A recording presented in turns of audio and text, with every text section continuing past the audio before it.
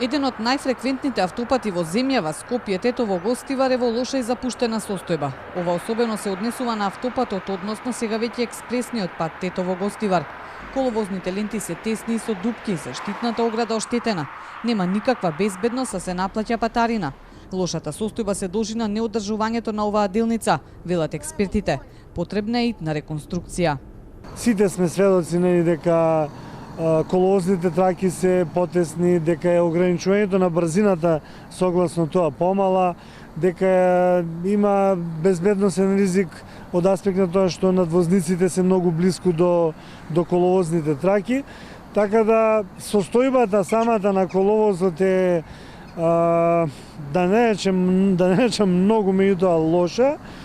Од Министерството за транспорт и врски веќе подолго време најавуваат реконструкција и проширување на оваа делница, но се уште без конкретни информации кога тоа би започнало.